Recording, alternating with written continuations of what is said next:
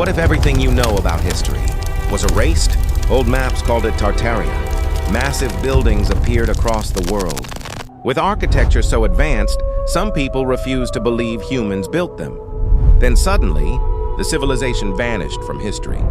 No textbooks, no explanations, just impossible structures and unanswered questions. Was Tartaria real? Or is this the greatest historical mystery the internet has ever uncovered?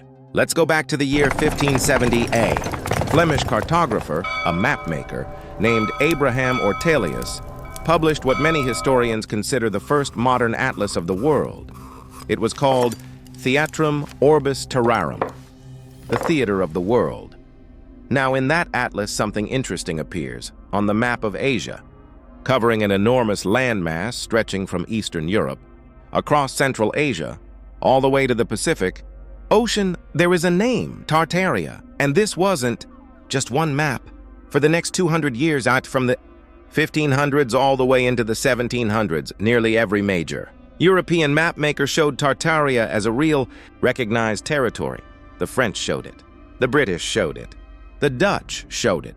Some maps even subdivided it, showing Muscovite Tartaria, Chinese Tartaria, independent Tartaria. This was not a legend, not a fairy tale region like some mystical land from a storybook. These maps were made by serious, professional cartographers who were documenting the known world. So here is the first question that researchers ask if Tartaria appeared on official European maps for over 2 centuries. Why? Does it almost completely disappear from historical memory by the 1800s? Why is it that most educated people today have never heard this word? And why, when you search old encyclopedias from the 1700s, like the famous Encyclopedia Britannica first edition from 1771, you find an entire entry on Tartary, describing it as the greatest country in the world? Greatest country in the world. Those are the exact words. Yet somehow, this greatest country in the world essentially vanished from the narrative of human history. No conquest story. No fall, no dramatic ending, it just faded away. Now here is where the story gets truly fascinating, and I want you to think about this carefully. If you visit almost any major American city and look at the oldest buildings, the ones built supposedly in the mid to late 1800s, you will notice something very specific. These buildings are enormous. They have ceilings that are 20, 30, sometimes 40 feet high. They have doorways wide enough to drive a carriage through.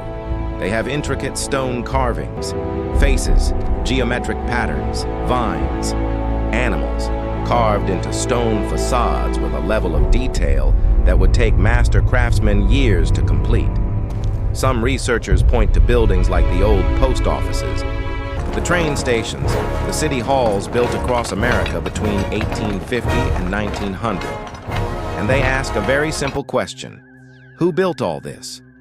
Official history says these were construction booms, rapidly growing cities hiring workers to build civic infrastructure. But here is the problem when you look at photographs of the actual construction happening.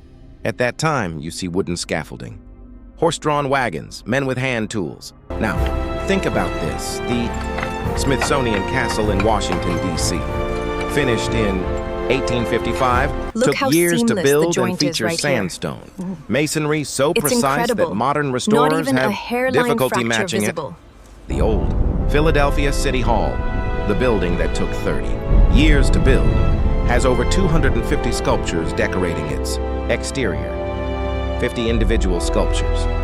Some researchers argue that the scale and quality of these buildings simply does not match the tools, population, and timeline that official history provides.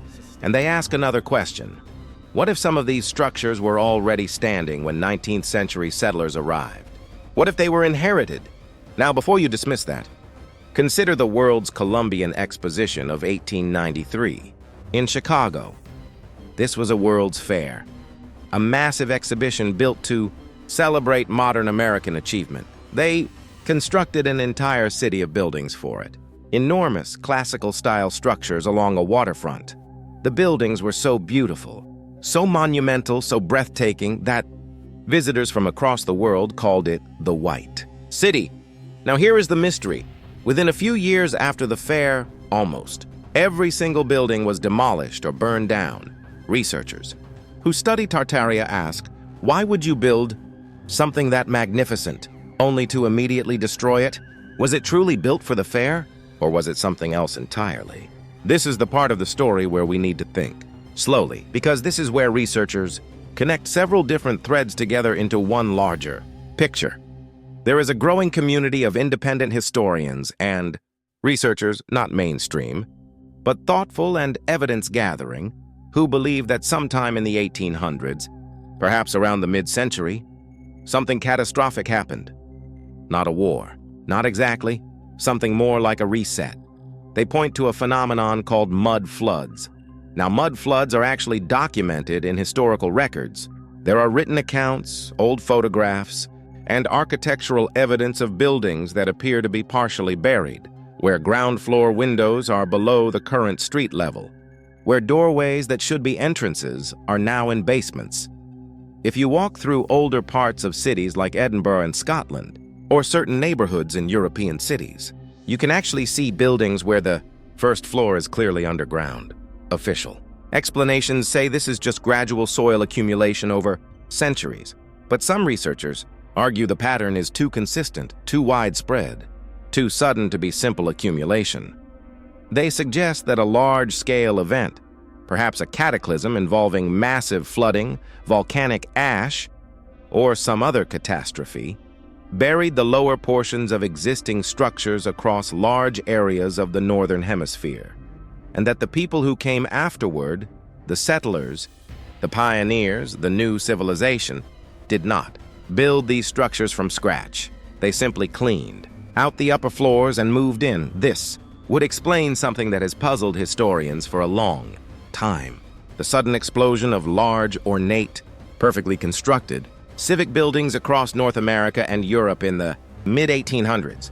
Because if these buildings were not newly constructed, but rather rediscovered and repurposed, then you don't need to explain how a rough frontier society built palaces. You just need to explain why they didn't tell anyone. Now let's look at this from a different angle.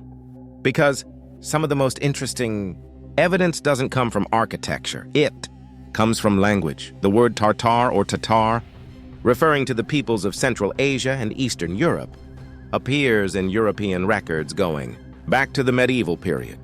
In the 13th century, when Mongol armies swept westward, European chronicles described these eastern peoples with fear and awe. But the name Tartaria as a great empire seems to encompass something larger, something broader than just Mongol armies. What some researchers suggest is that Tartaria represented a widespread cultural and technological civilization, a network of peoples, cities, and knowledge that stretched across the Eurasian landmass, not a single ethnicity, not a single ruler, but a system of architecture, a system of knowledge, perhaps even a system of energy. And here, some researchers point to a recurring design motif found on old buildings across very different cultures and very different continents: the Mudejar star, the Gothic arch, the specific proportions of columns and facades. They appear in old Russian buildings, in old American civic halls, in old European cathedrals, too similar to be coincidence, too widespread to be just shared.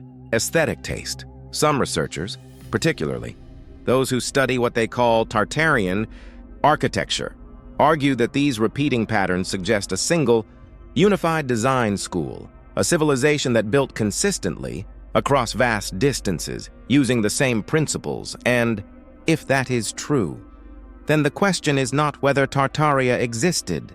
The question is what it actually was. Here is the part of the story that most people find the hardest to believe, but I want you to just sit with the question, even if you don't accept the answer. In the late 1800s, a Serbian-American inventor named Nikola Tesla began experimenting with wireless transmission of electricity. He believed that energy could be transmitted through the air or through the earth itself without wires. He built a structure in New York called Wardenclyffe Tower, a tall, mushroom-shaped tower designed to broadcast electrical power freely. His financier, J.P. Morgan, eventually pulled funding. The tower was demolished, and Tesla died in a hotel room, alone, his papers confiscated by government. Agents within hours of his death. Now here is where Tartaria researchers connect the dots. They point to old photographs, particularly photographs from before the early 1900s of buildings that have unusual architectural features on their rooftops, domes, spires, cupolas, decorative. Towers' official history says these are purely decorative, aesthetic choices. But some researchers argue, what if they were functional? What if these rooftop structures were designed to capture, channel, or broadcast some form of energy? Before you laugh, consider that we already know that certain building shapes interact with electromagnetic fields.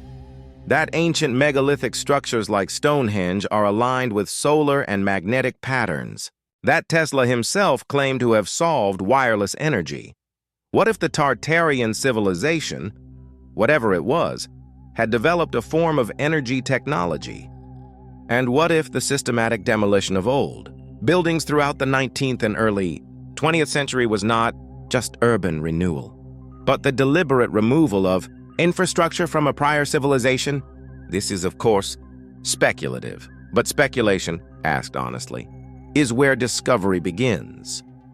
Now I want to step back for a moment, because I think it's important to be honest about what we know, what we don't know, and why this conversation matters.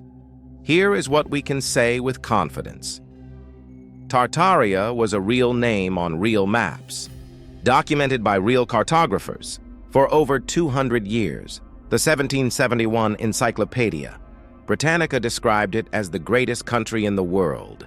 There are buildings across the world, particularly in North America, whose construction timeline, scale, and craftsmanship raise genuine questions. Mud, flood evidence, buildings with subterranean ground floors exists in multiple cities, and there is a pattern of historical erasure and revision that serious historians acknowledge happens, not just in this case, but throughout recorded history. What we cannot say with confidence is exactly what Tartaria was, who built what, or whether any specific grand theory about resets and energy systems is accurate. That requires more research, more evidence, more open conversation. But here is why I think this matters. History is not just a record of the past. History is a story, told by specific people, for specific reasons. And when a civilization the size of a continent, described as the greatest country in the world by educated Europeans, disappears not just from power but from memory, that should make every one of us ask questions, not with anger, not with conspiracy, but with genuine, honest curiosity, because the truth about where we came from shapes everything about where we are going. So let me leave you with 3 things to think about. First, the next time you walk past an old building, look up. Really look at it. Notice the detail. Notice the scale. And ask yourself, who actually built this and how? Second, if you want to go deeper, look up the 1771 Encyclopedia Britannica entry on Tartary. It's digitized and publicly available. Read it with your own eyes. Third, share this video with someone who loves history, loves mystery, or loves asking the questions that most people are afraid to ask. Because the most dangerous thing in the world is not a question. It's the silence that stops people from asking one. I'll see you in the next one. The Empire That Was Erased, the Tartaria Mystery.